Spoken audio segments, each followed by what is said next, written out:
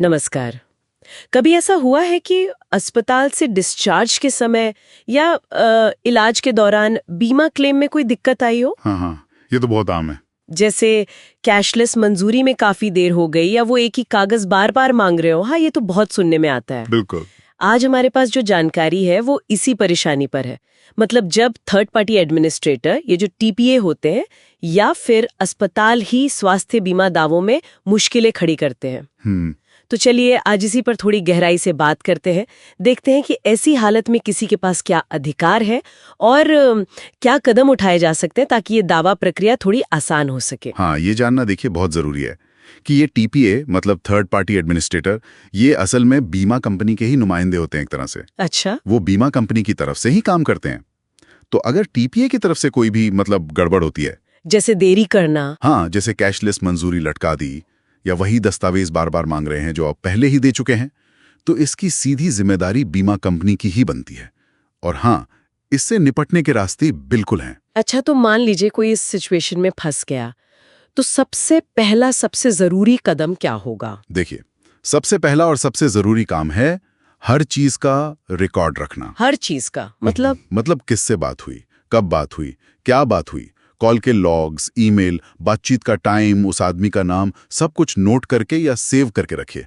ये बाद में सबूत का काम करता है। ठीक है, रिकॉर्ड रख लिया। फिर अपनी बीमा कंपनी की जो शिकायत निवारण सेल होती है ना, ग्रीवेंस रिड्रेसल सेल या जीआरसी कहते हैं। हाँ, जीआरसी। उनको एक डिटेल्ड ईमेल लिखिए। उसमें टीपीए ने क्या किया, कैसे परेशान किया, वो सारी जानकारी और जो भी सबूत आपने जमा किए हैं वो सब लगा दीजिए और साफ साफ कहिए कि 30 दिन में समाधान चाहिए। ये रिकॉर्ड रखना और जीआरसी को लिखना तो ठीक है, पर क्या इससे बात बनी ही जाती है? मतलब अपनी शिकायत को और मजबूत कैसे करें? हाँ, अच्छा सवाल है। देखिए, ईमेल में ना आईआरडीआई के नियमों का जिक्र जरूर करें। आईआरडीआई मतलब insurance regulatory and development authority of India, जो बीमा सेक्टर को देखती है। हाँ, रेगुलेटर। उनके नियम साफ कहते हैं कि टीपीए को दावों पर तेजी से काम करना चाहिए और अगर कोई दस्तावेज चाहिए तो वो अस्पताल से खुद भी ले सकते हैं, बजाय पॉलिसी होल्डर को परेशान करने के। अच्छा। और अगर मान लीजिए बीमा कंपनी की जीआरसी 30 दिन में आपकी शिकायत पर कोई सही एक्शन नहीं लेती या जवाब नहीं देती, तो आप बीमा लोकपाल यानी इंश्योरेंस ओम्बुड्समैन के पास जा सकते हैं। ये बीमा शिकायतों के लिए एक इंडिपेंडेंट अथॉरिटी है। बीमा लोकपाल। अच्छा, उनका फैसला कितना वजन रखता है? काफी वजन रखता है। लोकपाल का जो भी निर्णय होता है वो बीमा कंपनी पर कानूनी तौर पर बाध्यकारी होता है, मतलब मानना ही पड़ता है। मानना ही पड़ता है? वाह। हाँ, और अगर कंपनी 30 दिन के अंदर लोकपाल के फैसले को लागू नहीं करती है तो उन पर रोज का 5,000 रुपए का जुर्माना भी लग सकता है।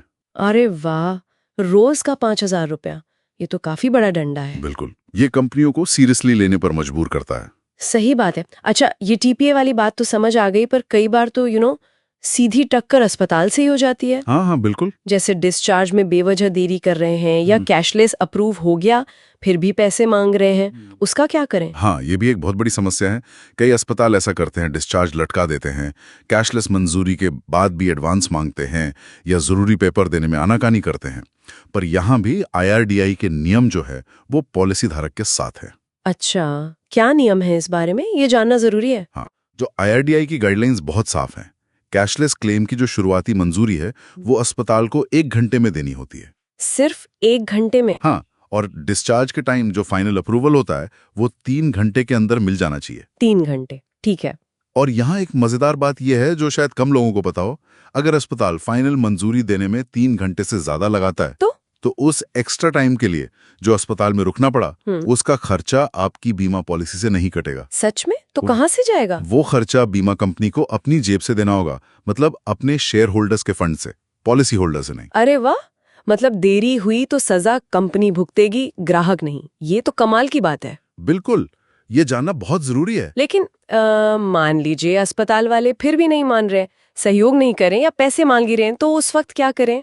देखिए, उस वक्त शांति से पर मजबूती से अस्पताल के स्टाफ को आईआरडीआई की ये गाइडलाइंस याद दिलानी चाहिए। हाँ, प्यार से समझाना चाहिए। बिल्कुल, और तुरंत अपनी बीमा कंपनी या टीपीए की हेल्पलाइन पर फोन मिलाइए, उन्हें स्थिति बताइए और कहिए कि वो अस्पताल से बात करें, कोऑर्डिनेट करें। ठीक है। और अगर फिर भी पैसे देने पड़े, मतलब मजबूरी हो जाए, अगर बिल्कुल मजबूरी में भुगतान करना ही पड़े तो करें, लेकिन बिल पर ये लाइन जरूर लिखें, पात्रता के बावजूद कैशलेस सुविधा से इनकार किए जाने के कारण विरोधास्वरूप भुगतान किया गया। अच्छा, ये लिखना जरूरी है। हाँ, बहुत जरूरी है। इससे बाद में उस पैसे को रिइंबर्समेंट के तौर पर वापस क्लेम करने का आपका हक मजबूत हो जाता है। समझ गई। और क्या अस्पताल के खिलाफ भी शिकायत का कोई रास्ता है, जैसे टीपीए के लिए था? हाँ, बिल्कुल है।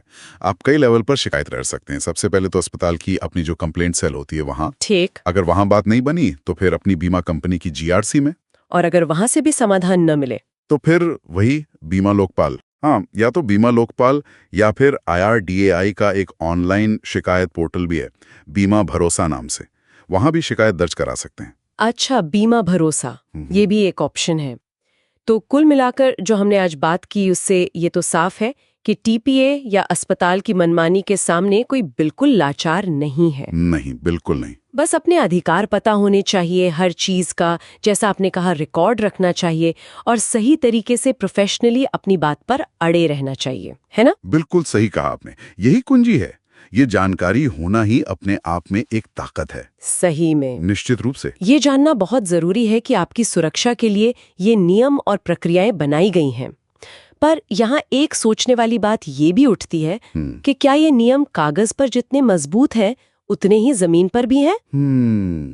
मतलब खासकर छोटे शहरों या दूर दराज के इलाकों में जहां शायद लोगों में इन नियमों को लेकर उतनी जागरूकता ना हो, क्या वहां ये उतने ही प्रभावी ढंग से लागू हो पाते हैं? हाँ, ये सोचने वाली बात है। और भविष्य में जो नियामक संस्थाएं हैं जैसे IRDAI, क्या वो इन नियमों को और असरदार बनाने के लिए, इनके पालन को सुनिश्चित करने के लिए कुछ और ठोस कदम उठा सकती हैं? खैर, ये एक सवाल है जिस पर शायद हमें आगे सोचना चाहिए।